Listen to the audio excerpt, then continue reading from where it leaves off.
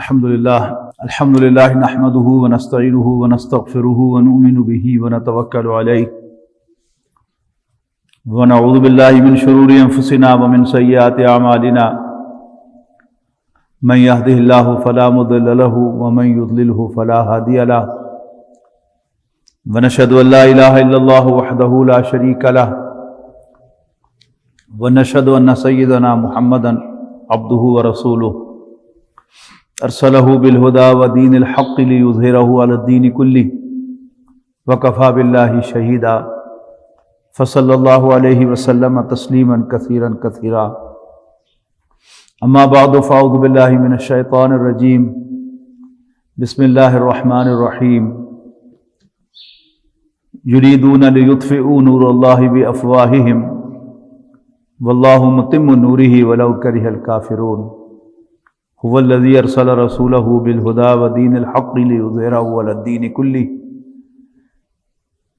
ولو كره المشركون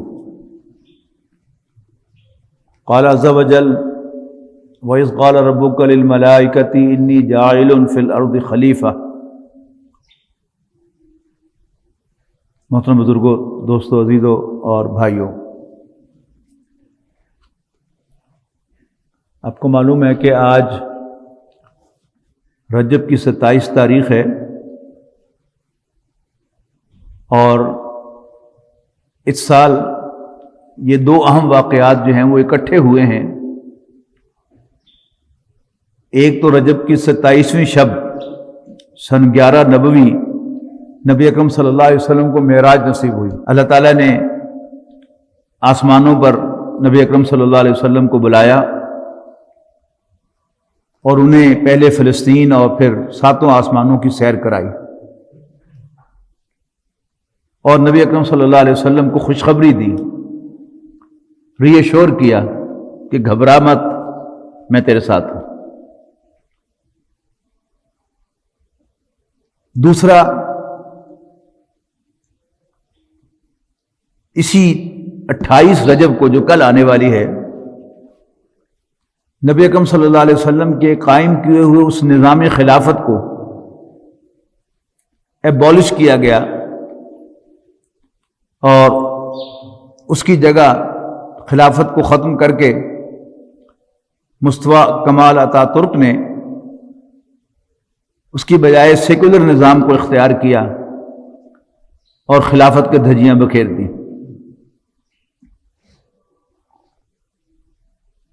خلافت اصل میں کہتے ہیں نیابت کو، خلف کہتے ہیں پیچھے کو، اور خلافت وائس جرینسی، اس کا اصل مفہوم تو ہے کسی کو ریپلیس کرنا، کہ جب اصل آدمی جو ہے وہ ہٹتا ہے اس کا سکسیسر جو ہے وہ اس کا خلیفہ ہوتا ہے. لیکن جب ہم کہتے ہیں اللہ تعالیٰ کی خلافت، اللہ تعالیٰ کی نیابت، تو اللہ تعالیٰ تو ہمیشہ سے ہے، ہمیشہ رہے گا. اس کو نہ موت ہے نہ فنا ہے، اس کو تو اونگ بھی نہیں آتی، لا تاخذہ سنۃ ولا نوم.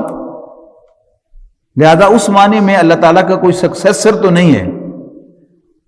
تو خلافت اصل میں زمین پر اللہ تعالیٰ کی نیابت، اللہ تعالیٰ کی وائس جرینسی ہے.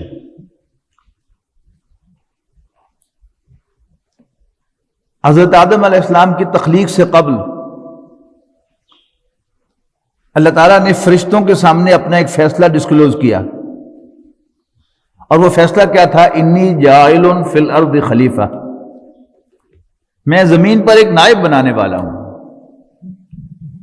تو اس وقت تک فرشتے یہ سمجھتے تھے کہ اللہ تعالیٰ کی ساری مخلوقات میں اللہ تعالیٰ کے سب سے قریب بھی وہی ہیں اور ان کا کام ہی اللہ تعالیٰ کی حمد و ثنا بیان کرنا ہے، تو شاید وہی خلیفہ ہے. اللہ تعالیٰ کی خلافت ان کے پاس ہے. لیکن جب اللہ تعالیٰ نے اپنا یہ فیصلہ ان پر ڈسکلوز کیا کہ میں زمین پر ایک نائب بنانے والا ہوں، اور ظاہر بات ہے کہ ایک جملے میں تو ساری بات نہیں ڈسکلوز کیا ہوگا کہ اس میں آزادی ہوگی، وہ کہ جو سورہ دہر میں فرمایا گیا انا خلقنا الانسان من نطفۃ امشاج نبتلیہ، فجعلناہ سمیعا بصیرا، کہ ہم نے اس کو ایک ملے جلے نطفے سے پیدا کیا. ماں کا نطفہ اور باپ کا نطفہ ملتے ہیں تو ایک نئے جسم کی تخلیق کا آغاز ہوتا ہے، ہم سب جانتے ہیں. نبتلیہ، تاکہ ہم اس کو آزمائیں. فجعلناہ سمیعا بصیرا، اور پھر ہم نے اس کو سننے والا دیکھنے والا بنا دیا. انا ہدیناہ السبیل، ہم نے اس کو راستہ تو دکھا دیا ہے، اما شاکرا و اما کفورا. اب اس کا کام ہے کہ وہ شکر گزار بنتا ہے یا ناشکرا بنتا ہے. تو انسان کو اس دنیا میں اللہ تعالیٰ نے خلیفہ قرار دیا اپنا، اور اس کے لیے اس کو اختیار دیا کہ وہ چاہے تو اللہ تعالیٰ کی شکر گزاری اختیار کرے، چاہے تو اللہ کے ناشکری اختیار کرے. لیکن تقاضا اس سے کیا کیا کہ میرے نائب بن کر اس دنیا میں رہو. ہم جانتے ہیں کہ جو بھی کسی اہلکار کا، کسی منصبدار کا، کسی حکومتی عہدیدار کا نائب ہوتا ہے تو وہ اس کی جگہ اس کی ڈائریکشن کے مطابق عمل کرتا ہے. کوئی کسی وزیر کا نائب ہے یا کسی وزیر اعظم کا نائب ہے یا کسی صدر کا نائب ہے تو اس کی عدم موجودگی میں اس کے دستخطوں سے سارے آرڈرز جاری ہوتے ہیں. لیکن اس کی نیابت کا تقاضا کیا ہے کہ وہ اصل کی انسٹرکشن کے مطابق کام کرے. تو ایک تو انسان کی تخلیق کا مقصد انفرادی سطح پر اللہ تعالیٰ کی نیابت کرنا تھا کہ اس کے پاس آزادی ہے، لیکن وہ اپنی آزادی کو اللہ کے سامنے سرنڈر کرے گا. اللہ تعالیٰ نے یہ جو کائنات کا سلسلہ بنایا ہے یہ سب کا سب اللہ تعالیٰ کی مخلوق ہے، اور اللہ تعالیٰ ان سب کا رب ہے، مالک ہے، آقا ہے، اور ان سب کا رولر ہے. اسی کے حکم سے ہوائیں چلتی ہیں، اسی کے حکم سے بارشیں برستی ہیں، اسی کے حکم سے پودے اگتے ہیں، اسی کے حکم سے فصلیں پکتی ہیں، اسی کے حکم سے درخت پھل لاتے ہیں، اسی کے درخت سے پتے پیلے پڑتے ہیں، اسی کے حکم سے جھڑتے ہیں اور اسی کے حکم سے دوبارہ پھوٹتے ہیں. تو ہر چیز پر اس کا حکم کار فرما ہے. اور خود ہمارے اوپر بھی ہمارے جسم کے جو 99% ہمارے جسم میں جو کچھ ہو رہا ہے وہ اللہ تعالیٰ کے حکم سے ہو رہا ہے. میرا معدہ کام کر رہا ہے، میرا جگر کام کر رہا ہے، میرے پھیپھڑے کام کر رہے ہیں، میرا دل دھڑک رہا ہے، میرا دماغ کام کر رہا ہے، ٹھیک ہے نا. اور پھر پورا ایک بایو کیمیکل سسٹم ہے، ہارمونل سسٹم ہے جو میرے جسم کے اندر کار فرما ہے. یہ سب کا سب اللہ تعالیٰ کے حکم سے چل رہا ہے، اس پر مجھے کوئی اختیار نہیں ہے. مجھے اپنی صرف، میں کہوں اگر تو شاید غلط نہ ہوں، کوئی 1% صرف اپنی موومنٹ پر اختیار ہے کہ میں اپنے ہاتھ کو یوں ہلاؤں یا یوں ہلاؤں، اوپر کروں یا نیچے کروں، اپنی آنکھ سے ادھر دیکھوں یا ادھر دیکھوں، پاؤں سے چل کر ادھر جاؤں یا ادھر جاؤں، ان کانوں کے ساتھ میں کیا سنوں، اس زبان سے میں کیا بولوں. یہ چند اختیارات ہیں صرف میرے پاس. اس میں اللہ تعالیٰ کی نیابت کا ثبوت دینا کہ میرا ہاتھ صرف ادھر کو جائے جس کا اللہ نے اجازت دی ہے، میرے پاؤں صرف اسی رخ پر چل کے جائیں جدھر جانے کی اس نے اجازت دی ہے، میری آنکھیں صرف ادھر ہی دیکھیں جس کی اس نے اجازت دی ہے، میرے کان صرف وہی سنیں جس کی اس نے اجازت دی ہے. یہ سب کیا ہے؟ یہ اللہ تعالیٰ کی، میری زبان صرف وہی کچھ کہے جو اللہ تعالیٰ نے کیا کی ہے. یہ ہے کہ انسان نے اس کا جو غیر ارادی نظام ہے اس پر تو اس کا اختیار ہے نہیں. جو 1% اس کو اپنے جسم پر اختیار ہے، اس اختیار کو واپس وہ اللہ کی طرف جو ہے موڑ دے. یہ کیا ہے؟ یہ اللہ تعالیٰ کی نیابت ہے. اس کو اب ٹرمینالوجی بدل کر آج کی زبان میں اگر آپ سمجھنا چاہیں تو سب کچھ اللہ تعالیٰ کے حکم سے چلتا ہے. اس دنیا کا سارا نظام اب اس پورے دنیا کے حساب سے آپ لگائیں گے تو شاید 0.001% جا کر بنے گا اختیار انسان کا. باقی ہر چیز کو تو اللہ تعالیٰ نے پروگرام کر دیا ہے. کمپیوٹر کی زبان میں پروگرامنگ کہہ رہا ہوں کہ اللہ تعالیٰ نے پروگرام کر دیا ہے. جیسے جیسے اللہ تعالیٰ نے اس کے پروگرام کیا ہے، میرا دل، میرا دماغ، میرے پھیپھڑے، میرا جگر، میرا معدہ، میری آنتیں، یہ سب کچھ اب اس پروگرامنگ کے تحت اللہ تعالیٰ کے حکم کے تحت چل رہی ہے. لیکن جو مجھے تھوڑا سا اختیار ہے، اس اختیار کو بھی واپس اللہ تعالیٰ کی طرف موڑ دینا، یہ کیا ہے؟ یہ ہے اللہ تعالیٰ کی خلافت، اللہ تعالیٰ کی نیابت، اللہ تعالیٰ کی بندگی. علامہ اقبال نے اس کو یوں بیان کیا کہ تقدیر کے پابند، ایک دوسری اصطلاح آ گئی نا. یعنی پہلے آپ کو میں نے سادہ لفظوں نے کہا کہ اختیار اور بے اختیار، پھر میں نے کمپیوٹر کی اصطلاح استعمال کی، پروگرامنگ. اب اسی کو علامہ اقبال دین کی جو ایک اصطلاح ہے تقدیر، اس کے حوالے سے کہہ رہے ہیں کہ تقدیر کے پابند نباتات و جمادات، مومن فقط اللہ کے احکام کا پابند، کہ ہر چیز پر اللہ تعالیٰ کی حکمرانی جو ہے وہ بغیر کسی سے پوچھے ہوئے، کوئی اختیار دیے ہوئے چل رہی ہے. لیکن انسان کو اللہ تعالیٰ نے اختیار دیا ہے کہ وہ شکر گزار بن جائے یا ناشکرہ بن جائے، اللہ کو مان لے یا اللہ کو ماننے سے انکار کر دے، اللہ کے احکام کو تسلیم کرے یا ان کا انکار کرے. اور اس اختیار کو بھی واپس اللہ تعالیٰ کے حوالے کر دینا، یہ کیا ہے کہ صرف ایک کافر آزاد رہ گیا، باقی حیوانات کے پاس تو کوئی اختیار ہے ہی نہیں. اور انسانوں کو اختیار دیا، انسانوں میں سے بھی جو اللہ کے اس کے رسولوں کے ماننے والے ہوئے، انہوں نے اپنی آزادی سرنڈر کر دی، تو لے دے کے ایک کافر رہ گیا جو اس دنیا میں آزاد ہے، جو اللہ تعالیٰ کی حکمرانی کو تسلیم نہیں کرتا. اب ایک اجتماعی ذمہ داری ہے کہ تاریخ انسانی میں اللہ تعالیٰ نے پہلے انسان کو راہ راست پر لانے کے لیے اپنے پیغمبر بھیجے ہیں. حضرت ابراہیم علیہ السلام سے پہلے کے جو پیغمبر ہیں وہ صرف ماننے کی دعوت دیتے ہیں. یا قوم اعبدوا اللہ ما لکم من الہ غیرہ، اے میرے قوم اللہ کی بندگی کرو، اللہ کے سوا کوئی تمہاری عبادت کے لائق نہیں ہے. انی لکم رسول امین، میں تمہاری طرف بھیجا ہوا ایک ٹرسٹ وردی پیغمبر ہوں جس پر اعتماد کیا جا سکتا ہے. فاتقوا اللہ واطیعون، بس اللہ سے ڈرو، میرا کہنا مانو.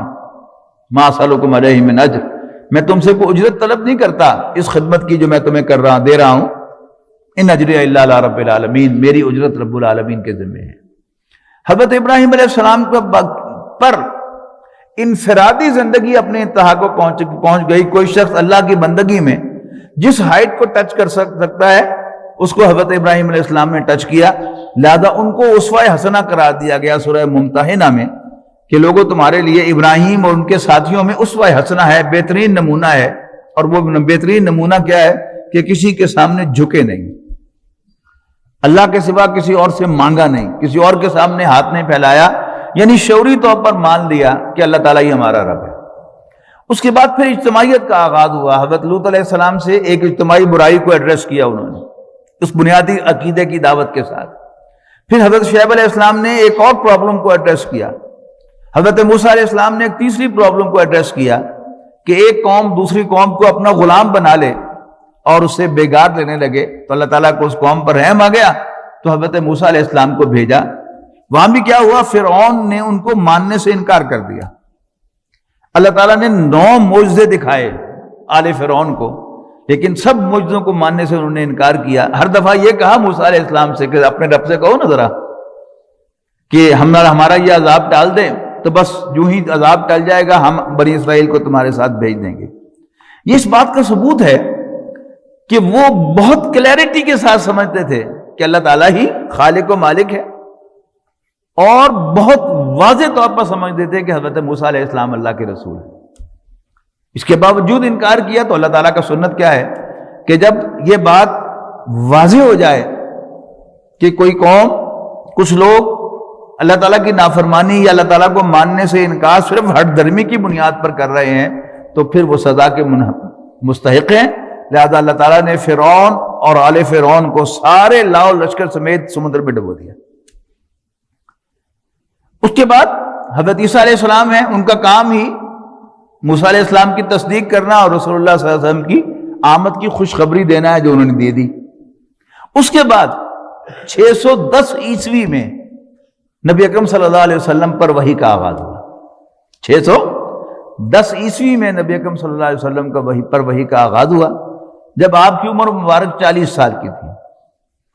اور نبی اکرم صلی اللہ علیہ وسلم نے وہ پیغام پہنچایا لیکن ابھی تک کسی کو فورس نہیں کیا گیا. تمام مکی صورتیں آپ دیکھ لیں، یہ مضمون مختلف طریقوں سے آتا ہے کہ فذکر انما انت مذکر لست علیہم بمسیطر. آپ نصیحت کریں، اس لیے کہ آپ نصیحت کرنے والے ہیں. آپ ان پر کوئی ذمہ دار نہیں ہیں، کوئی ایڈمنسٹریٹر نہیں ہے، کوئی داروغے نہیں ہیں کہ آپ ان کو زبردستی فورس کر کے لے کے آئیں. لیکن مکہ مکرمہ میں 10 سال کی محنت سے نبی اکرم صلی اللہ علیہ وسلم نے اس معاشرے کو بلو کر رڑک کر اس میں سے مکھن نکال لیا. یہ مکھن کیا تھا؟ یہ السابقون الاولون من المہاجرین تھے، مہاجرین میں سے پہل کرنے والے، سبقت لے جانے والے. جتنے بھی آپ کو موٹے موٹے نام یاد ہیں مہاجرین کے، حضرت ابوبکر ہیں، حضرت عمر ہیں، حضرت علی ہیں، حضرت عثمان ہیں، حضرت طلحہ ہیں، حضرت زبیر ہیں، عبد الرحمن بن عوف ہیں، سعد ابن ابی وقاص ہیں، اور پھر نوجوانوں میں سے مصعب بن عمیر ہیں، غلاموں میں سے حضرت بلال ہیں، جو کمزور طبقات ہیں ان میں سے حضرت یاسر اور حضرت سمیہ ہیں رضی اللہ تعالی عنہم اجمعین. کوئی 100-150 کے قریب افراد نبی اکرم صلی اللہ علیہ وسلم نے اس معاشرے میں سے چن لیے کہ جنہوں نے ہر قسم کی سختی برداشت کر کے، بھوک بھی برداشت کی، پیاس بھی برداشت کی، جسمانی تشدد کو بھی برداشت کیا، اپنی جانوں کو بھی نذرانے پیش کیے، لیکن انہوں نے نبی اکرم صلی اللہ علیہ وسلم کے ساتھ اپنے کو مٹ کر لیا، ملتزم ہو گئے. نبی اکرم صلی اللہ علیہ وسلم پر ذاتی تشدد نہیں ہو سکا سوائے ان 2 واقعات کے کہ جو انسٹنٹینیس تھے، کہ ابو جہل نے اپنی بیٹھک میں کہا کہ ہے کوئی جو محمد کے گلے میں پھندا ڈالے، ہے کوئی جو اس کے منہ پر اوجڑی چڑھا دے. تو عبداللہ بن ابی معیط یہ بڑا بدبخت شخص تھا، تو دونوں مرتبہ یہی اٹھا ہے، اس نے حضور صلی اللہ علیہ وسلم پر تشدد کیا ہے. باقی اس خاندانی نظام میں نبی اکرم صلی اللہ علیہ وسلم کے خلاف کوئی باقاعدہ اسالٹ نہیں ہو سکی، کوئی حملہ نہیں ہو سکا. بنو ہاشم کے سردار ابو طالب کو وہ فورس کرتے رہے کہ اس کو ہمارے حوالے کر دو. ابو طالب نے حوالے نہیں کیا، لیکن اس خاندانی نظام میں ابو طالب سے بڑھ کر حضور صلی اللہ علیہ وسلم پر کوئی تشدد ممکن نہیں تھا سوائے اپنے تائے کے. ابو لہب چونکہ تایا تھا سگا نبی اکرم صلی اللہ علیہ وسلم کا، لہذا اس نے تشدد کیا. لیکن قریش نے بنو ہاشم کا بائیکاٹ کرنے کا فیصلہ کیا کہ اگر تم محمد کو ہمارے حوالے نہیں کرتے تو ہم تمہارے پورے خاندان کا بائیکاٹ کر دیں گے. ابو طالب نے کہا کر دو. یہاں بھی آپ نوٹ کیجئے گا کہ نبی اکرم صلی اللہ علیہ وسلم کے ساتھ کمٹمنٹ میں حضرت ابوبکر بھی ساتھ گئے ہیں، حالانکہ وہ بنو ہاشم میں سے نہیں ہیں، نبی اکرم صلی اللہ علیہ وسلم کے ساتھ. اور حضرت خدیجہ رضی اللہ تعالی عنہا وہ بھی بنو ہاشم میں سے نہیں ہیں، وہ حضور صلی اللہ علیہ وسلم کے ساتھ گئی ہیں وہاں پر. لیکن ابو لہب باوجود بنو ہاشم کا فرد ہونے کے وہ شیب ابی طالب میں نہیں گیا. یہ نوٹ کرنے کی بات ہے. بہرحال 3 سال کا وہ مقاطع ہے، اس سے واپسی ہوئی ہے تو حضرت خدیجہ کا انتقال ہوا ہے اور ابو طالب کا انتقال ہوا ہے. اور اس کے بعد بنو ہاشم خاندان کا سربراہ بنا، میں کئی دفعہ بتا چکا ہوں، میں صرف ریپیٹ کر رہا ہوں، اور اس نے آپ کو خاندان بنو ہاشم سے نکال دیا. آپ اسائلم کی تلاش میں طائف گئے، دعوت کے لیے نہیں. اگر دعوت کے لیے گئے ہوتے تو اگلی بستی میں جاتے، پھر اگلی بستی میں جاتے. واپس آ گئے مکہ مکرمہ میں اور ایک مشرک مطعم بن عدی کی پناہ لے کر مکہ مکرمہ میں داخل ہوئے.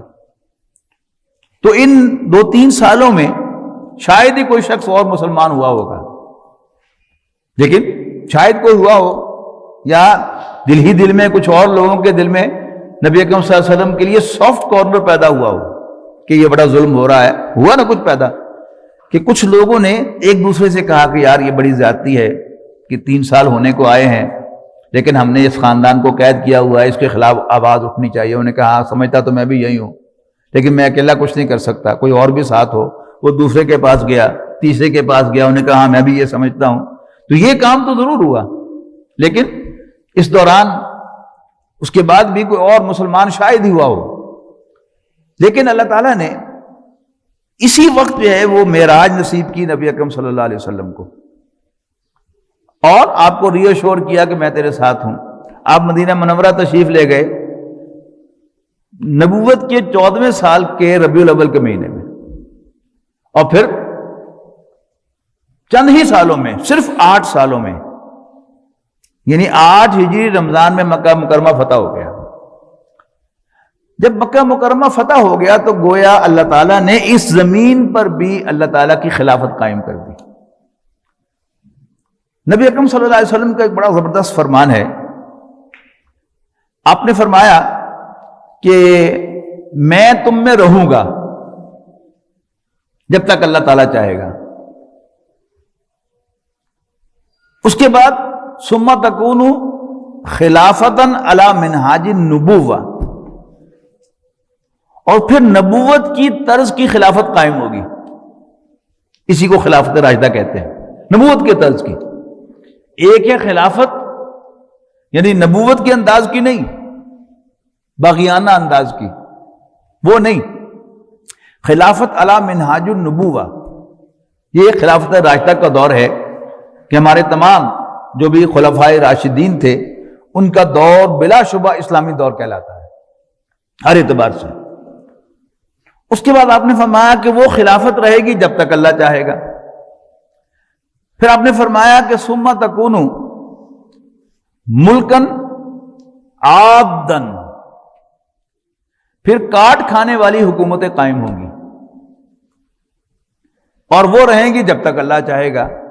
تو محترم ڈاکٹر سہرام صاحب کے تجزیے کے مطابق یہ خلافت راشدہ کے بعد کا جو مسلمان اسلامی خلافت کا دور ہے وہ یہ ہے کہ رفتہ رفتہ، خاص طور پر بنو عباس کی خلافت جو ہے اس میں اگر آپ دیکھیں گے تو اس میں یعنی اسلامی قوانین تھے نافذ، لیکن خود جو خلفاء تھے ان کے درباروں کے نقشے، ان کے گھروں کے نقشے جو ہے وہ عام بادشاہوں کی طرح کے تھے۔ ان کے ہاں لونڈیاں اور کنیزیں جو ہیں وہ رقص کر رہی ہوتی تھیں اور سب کچھ ہوتا تھا، اور جو حکمران تھے ان کو رعایتیں حاصل تھیں، اور جو غیر حکمران تھے ان کے ساتھ جو ہے وہ قوانین کا نفاذ تھا، یہ ہو رہا تھا۔ اس کو نبی اکرم صلی اللہ علیہ وسلم ملکن عادن کہہ رہے ہیں، آئین کے ساتھ، کاٹ کھانے والی حکومتیں۔ پھر آپ نے فرمایا کہ یہ دور بھی رہے گا جب تک اللہ چاہے گا۔ اس کے بعد آپ نے فرمایا کہ ثم تکون ملکن جبرین، اس کے بعد پھر جبری حکومتیں قائم ہوں گی، اور محترم ڈاکٹر صاحب کے تجزیے کے مطابق یہ جبری حکومتیں جو ہیں یہ اصل میں کولونیل رول ہے۔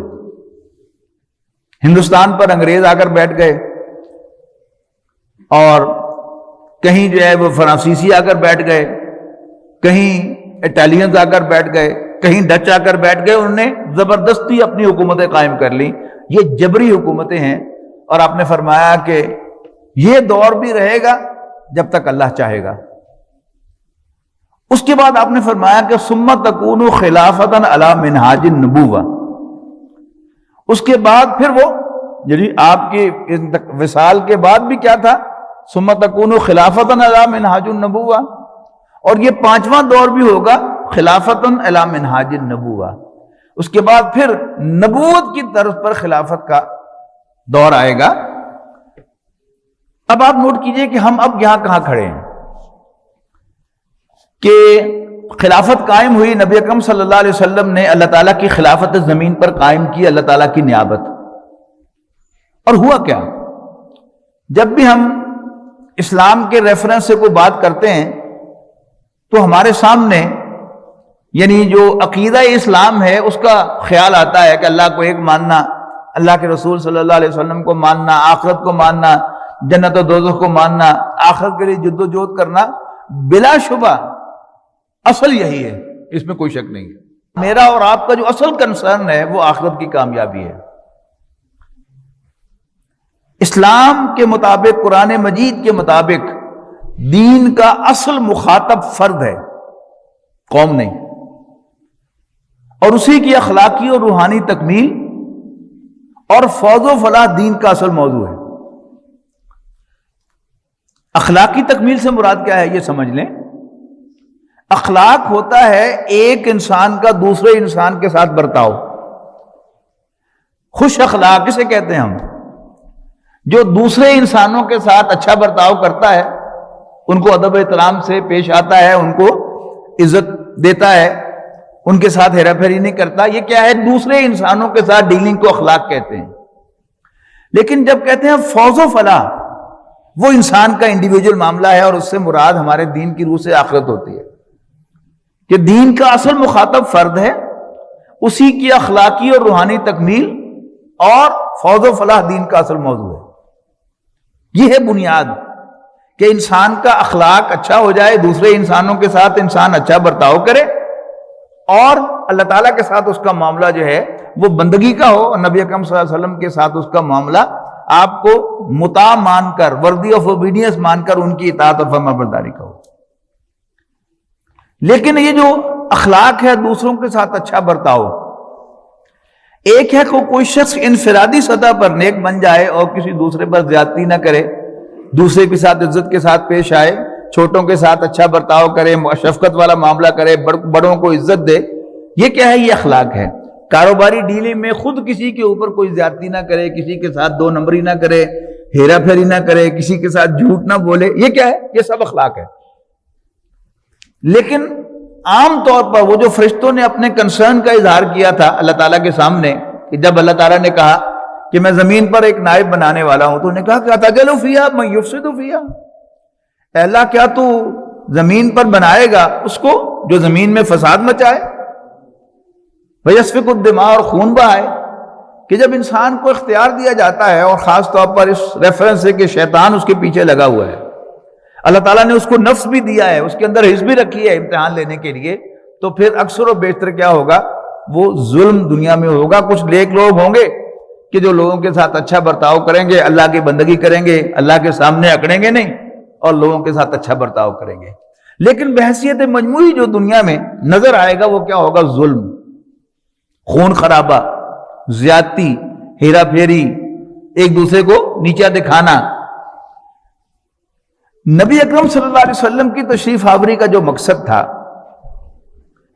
ایک طرف تو وہ مقصد تھا لوگوں کو اللہ کے ساتھ جوڑنا، ان کو آخرت میں کامیاب بنانا، ان کو جنت تک پہنچانا. لیکن اس مقصد کے حصول کے لیے قرآن مجید میں اللہ تعالیٰ نے اس کو جوڑ دیا ایک دوسرے کام کے ساتھ. نبی اکرم صلی اللہ علیہ وسلم کے بھیجے جانے کا یہ مقصد مرکزی آیت کے طور پر آیا ہے سورہ صف میں. فرمایا یریدون لیطفئوا نور اللہ بافواہہم، یہ چاہتے ہیں کہ اللہ کے نور کو اپنی پھونکوں سے بجھا دیں. نور، ہدایت، رہنمائی، انبیاء کرام کو قتل کرنا یہ ماضی میں رہا ہے، کئی نبی اللہ کے قتل کیے گئے. اللہ کے نور کو پھونکوں سے بجھانا، یہ چاہتے ہیں کہ اللہ کے نور کو اپنی پھونکوں سے بجھا دیں. واللہ متم نورہ ولو کرہ الکافرون، جبکہ اللہ تعالیٰ اپنے نور کو مکمل فرمانے والا ہے. یہ تکمیل کیا ہے کہ حضرت نوح علیہ السلام، ہود علیہ السلام، صالح علیہ السلام کی تعلیمات میں صرف کیا ہے؟ عقیدہ ہے. حضرت لوط میں معاشرتی برائی، حضرت شعیب میں ایک اور معاشرتی برائی، حضرت موسیٰ علیہ السلام میں ایک اور پرابلم سیاسی سطح پر. تب روشنی پھیل رہی ہے. جیسے ہے نا کہ رات کا وقت ہو، آپ ایک چھوٹا سا دیا جلا دیں تو کم سے کم ہم ایک دوسرے سے ٹکرانے سے بچ جائیں گے. باہر جانا چاہتے ہیں تو اندازہ ہوگا کہ یہاں کوئی چیز پڑی ہوئی ہے، ہم اس سے ٹھوکر نہیں کھائیں گے، معلوم ہو جائے گا کہ سیڑھیاں اس طرف ہیں. لیکن آپ ذرا زیادہ روشنی کر دیں گے تو شاید جو کوئی چھوٹا موٹا روڈ پڑا ہوا ہو صف کے اوپر وہ بھی آپ کو نظر آ جائے، شاید کوئی اور راستے میں رکاوٹ ہو تو وہ بھی نظر آ جائے. لیکن جب دن چڑھ جائے گا اور سورج اپنی آب و تاب کے ساتھ چمکنے لگے گا تو زمین پر پڑی ہوئی ڈور بھی آپ کو نظر آئے گی. آج کل کا موسم ہے ڈوروں کا، چلتے چلتے آپ کے پاؤں میں ڈور جو ہے وہ الجھ جاتی ہے، اور آپ بائک پہ جا رہے ہیں اور ایک دم جو ہے وہ آپ کے چہرے پر اور آپ کی گردن پر آ کر وہ ڈور جو ہے وہ چل جاتی ہے. اخبارات میں تو پڑھتے ہی ہیں. ایک مرتبہ اپنی آنکھوں سے دیکھا، لاہور یہ جو پل ہے فورٹریس اسٹیڈیم والا، اس کے اوپر ہم جا رہے تھے تو ایک دم ایک موٹر سائیکل سوار جو ہے وہ موٹر سائیکل چھوڑ کر ایک طرف ہو کے ہیلمٹ اتارا اور اس نے یوں کر کے کیا، دیکھا تو اس کی گردن جو تھی اس پر ڈور چل گئی تھی اور خون بہ رہا تھا. تو یہ چیز اپنی آنکھوں سے دیکھیے. اللہ تعالیٰ نے پھر بہرحال اس کو ہم نے اس کا کیا, ہسپتال تک پہنچایا اس کو, تو سی ایم ایچ قریب تھا تو وہاں پر اللہ تعالیٰ نے مہربانی کی تو وہ بچ گیا بچہ نوجوان. لیکن یہ اپنی آنکھوں سے دیکھی ہوئی چیز ہے. تو یہ چیز جو ہے یہ دنیا میں چلتی رہتی ہے. تو یریدون لیطفئوا نور اللہ بافواہہم, اگر روشنی ہوگی تو وہ ڈور بھی نظر آئے گی, دھاگا بھی نظر آئے گا, اور کوئی کانٹا بھی زمین پر پڑا ہوا آپ کو نظر آ جائے گا. اب نبی اکرم صلی اللہ علیہ وسلم کے بارے میں آپ کے جو مختلف نام ہیں ان میں سے ایک سراجم منیرہ بھی ہے, جلتا ہوا چراغ, اور سراج سورج کو بھی کہتے ہیں. تو آپ کو آفتاب رسالت بھی کہا جاتا ہے, خورشید رسالت بھی کہا جاتا ہے, یعنی رسالت کا سورج, کہ جس نے آ کر ہر چیز کرسٹل کلیئر کر دی. وہ کرسٹل کلیئر تو ہوئی الفاظ میں کہ قرآن مجید نے بھی بیان کر دیا کہ انسانوں کے حقوق کیا ہیں, اور نبی اکرم صلی اللہ علیہ وسلم نے بھی اپنے فرمودات میں وضاحت کر دی کہ انسانوں کے حقوق کیا ہیں. لیکن جب مکہ مکرمہ فتح ہو گیا تو نبی اکرم صلی اللہ علیہ وسلم نے اللہ کی حکمرانی کو اس زمین پر قائم کر دیا. یہ ذہن میں رہے کہ مدینہ منورہ جو تھا وہ اسلامی ریاست نہیں تھا, وہ ایک ریاست تھی کہ جس میں نبی اکرم صلی اللہ علیہ وسلم کو کانسٹیٹیوشنل ہیڈ کی حیثیت حاصل تھی. جو قبائل کے درمیان کے اختلاف ہیں آپس کے, ان میں آخری فیصلہ رسول اللہ صلی اللہ علیہ وسلم کا تھا. لیکن ہر قبیلہ اندرونی طور پر آزاد تھا, خود مختار تھا, اٹونومس تھا. ایک قبیلے کو دوسرے قبیلے کے اندرونی معاملات میں دخل دینے کی اجازت نہیں تھی. قبیلوں کے آپس میں تعلقات تھے, ایک دوسرے کے الائج تھے. یہودیوں کے دو قبیلے بنو خزرج کے الائج تھے, اور ایک قبیلہ بنو اوس کا الائج تھا. بنو قینقاع اور بنو نذیر بنو خزرج کے الائج تھے, اور بنو قریظہ بنو اوس کا الائج تھا. تو جیسے حکومتیں ہوتی ہیں, جیسے مختلف جو سیاسی یونٹس ہوتے ہیں ان کے درمیان الائنسز ہوتی ہیں, ایسے ہی وہاں پر الائنسز تھی. نبی اکرم صلی اللہ علیہ وسلم کو وہاں پر کانسٹیٹیوشن ہیڈ کی حیثیت حاصل تھی. اور اس کا ثبوت ایک اور بھی تھا کہ کوئی بھی شخص وہ آزاد تھا کہ وہ جس مرضی عدالت سے جا کر فیصلہ لے لے. یہودیوں کی بھی عدالتیں تھیں, ان کے ریلیجس کورٹس تھے, اور مدینے میں کچھ افراد بھی فیصلے کرتے تھے, بڑے بڑے سردار. کچھ لوگ حضرت ابوبکر سے جا کر فیصلہ کروا لیتے تھے, کوئی حضرت عمر سے جا کر فیصلہ کروا لیتے تھے.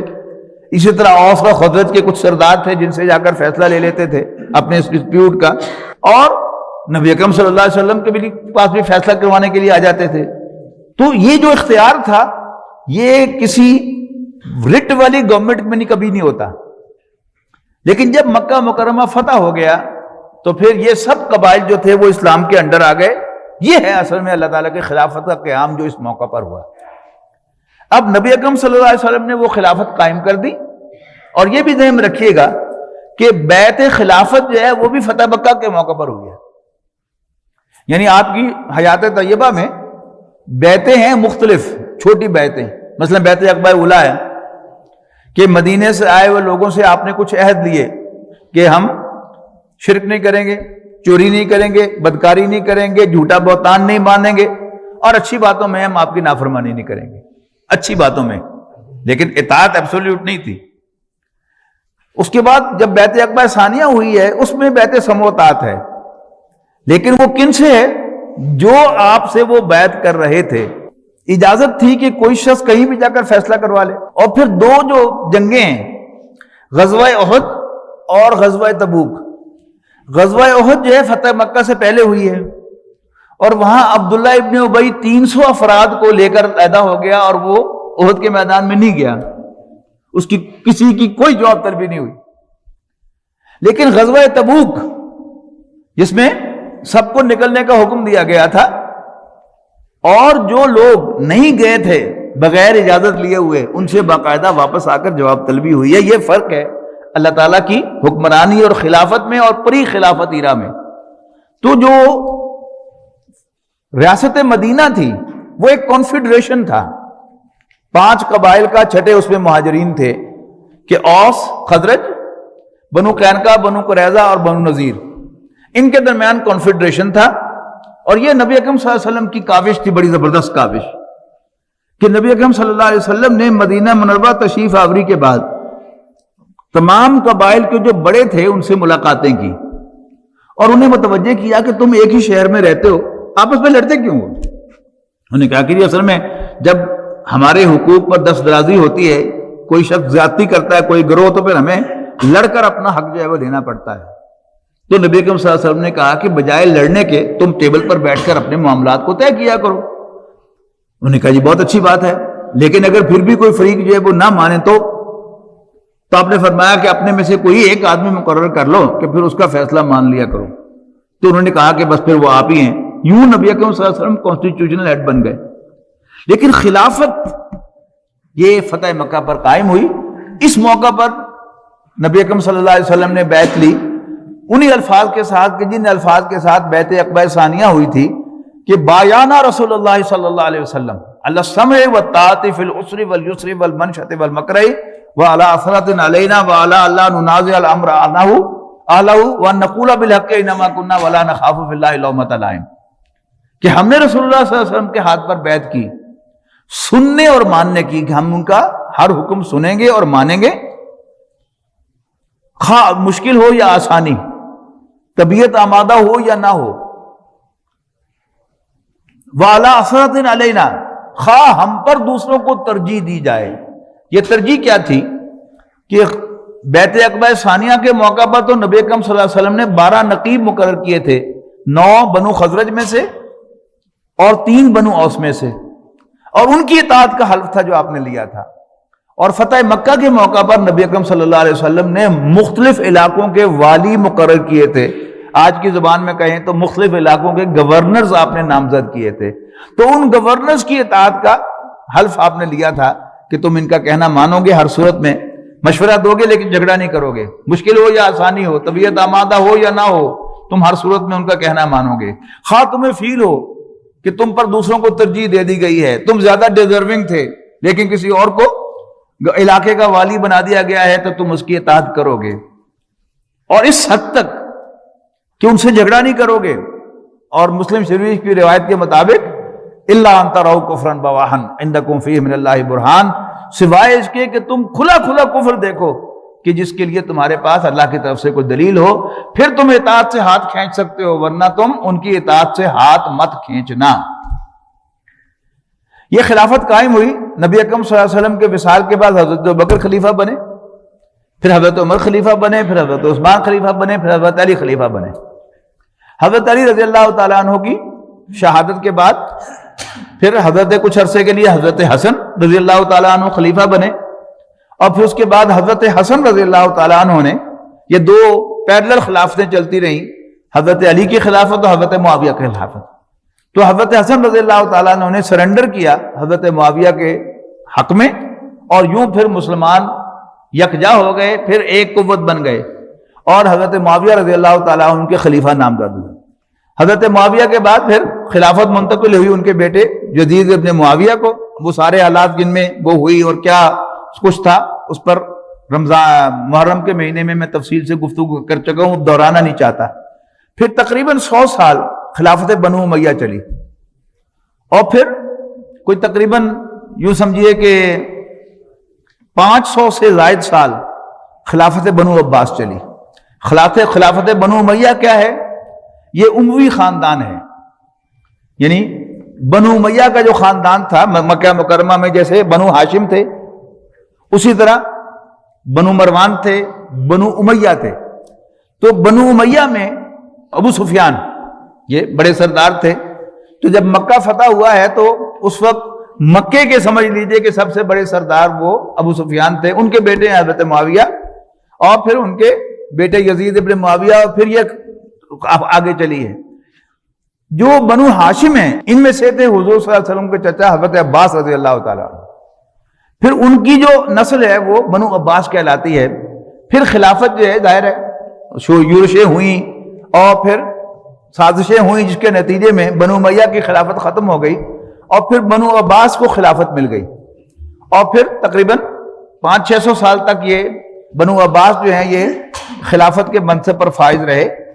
اس کے بعد پھر ترک جو تھے انہوں نے مسلمانوں کی یہ خلافت گرا دی. لیکن ہوا یہ کہ وہ جو علامہ اقبال نے کہا کہ ہے یا یہاں یورش تاتار کے افسانے سے، تاتاری آئے، یہ سب ترک تھے، اور انہوں نے آ کر حملہ کیا اور ندیاں بہا دی خون کی. جو مسلمہ دارالخلافہ تھا وہ بغداد تھا، اور اس کی انہوں نے ندیاں بہا دی وہاں پر خون کی. اور ایک تاتاری سردار نے مسلمانوں کی جو گردنیں تھیں کٹا کر ان کا ایک ڈھیر لگوایا، اور اس کے اوپر بیٹھ کر اس نے شراب پی، یعنی ایک فاتحانہ اظہار جو تھا اس کا اس نے کیا. لیکن اللہ کا کرنا کیسا ہوا کہ پھر انہی کے دل میں اسلام کی محبت جو ہے وہ پیدا ہوئی، اور وہ پھر اسلام کے سپاہی بن گئے، اور پھر انہوں نے خلافت قائم کی جس کو ہم خلافت عثمانیہ کے نام سے پہچانتے ہیں. اور یعنی 13ویں صدی عیسوی سے یہ خلافت شروع ہوئی ہے. اس کی بڑا شان و شوکت کا دور بھی ہے، پھر اس کا ظاہرہ انحطاط ہوا. 1924 میں جا کر یہ خلافت ختم ہوئی، اور قمری کیلنڈر کے اعتبار سے 28 رجب ہے اس کی تاریخ جو کل آنے والی ہے، کہ جس کو جا کر یہ خلافت جو ہے پھر ختم ہوئی. اس میں کیا ہوا کہ جیسے ہمیشہ ہوا کرتا ہے کہ مسلمان کھلے میدان میں بہت کم شکست کھاتا ہے، لیکن مسلمانوں کے اندر سے جو بھی کوئی تحریک اٹھتی ہے یا کچھ لوگ اٹھتے ہیں، وہ پھر مسلمانوں کے جو پیٹھ پہ چھرا گھونپتے ہیں. وہی ہوا کہ جس کو علامہ اقبال نے کہا کہ چاک کر دی ترک نادا نے خلافت کی قبا، سادگی مسلم کی دیکھ، اوروں کی عیاری بھی دیکھ. یعنی یہ ساری جو ویسٹرن کانسپریسی تھی اس کے نتیجے میں یہ خلافت ختم ہوئی. لیکن اس کا اعلی کار کون بنا؟ ایک مسلمان بنا، مصطفیٰ کمال اتاتورک. یہ خلافت جب زمین پوش ہو گئی تو پھر مسلمانوں کے اندر ایک جوش و جذبہ پیدا ہوا. آہستہ آہستہ کچھ مخلص مسلمان اٹھے. اس میں ایک بہت بڑا نام جو ہے وہ علامہ اقبال کا ہے. علامہ اقبال نے اپنی شاعری کے ذریعے سے مسلمانوں کے اندر وہ جذبہ ابھارا کہ اتر کے صحرا سے جس نے روما کی سلطنت کو الٹ دیا تھا، سنا ہے یہ قدسیوں سے میں نے وہ شعر پھر ہوشیار ہوگا. سبق پھر پڑھ صداقت کا، عدالت کا، شجاعت کا، لیا جائے گا تجھ سے کام دنیا کی امامت کا. اور یہ دنیا کی امامت کیا ہے؟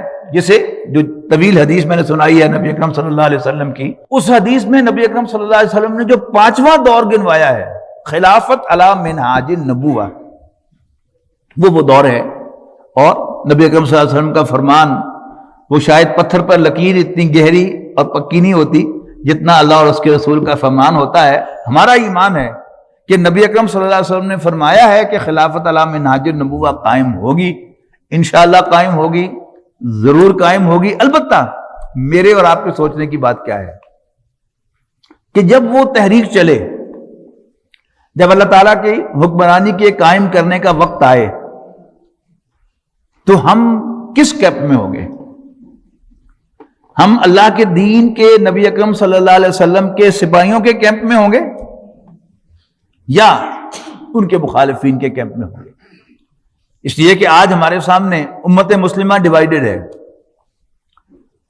کچھ ان کو کوئی بھی نام آپ دے لیں، شدت پسند کہہ لیں، انتہا پسند کہہ لیں، آپ ان کو فنڈامنٹلسٹ کہہ لیں.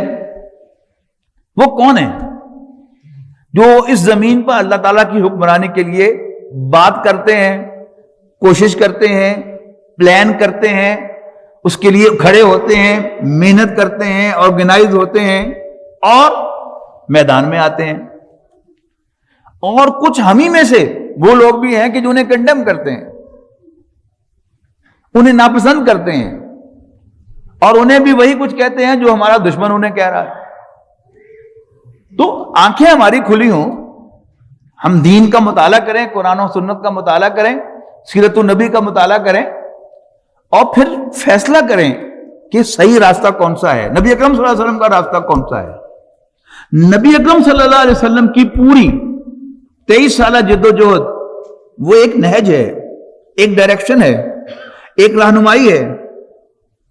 کون اس کے مطابق ہے، کون اس لائن پر کام کر رہا ہے، ہمیں اس کا ساتھ دینا چاہیے، اپنی زبان سے بھی، اپنے قلم سے بھی، اپنے ذہن سے بھی اور اپنا تن من دھن لگا کر. وقت تو آئے گا, اللہ کا دین تو غالب ہوگا, خواہ مجھے اچھا لگے یا برا لگے, آپ کو اچھا لگے یا برا لگے, اسلام کے دشمنوں کو اچھا لگے یا برا لگے. وَلَوْ كَرِهَ الْمُشْرِكُونَ, وہ تو آئے گا.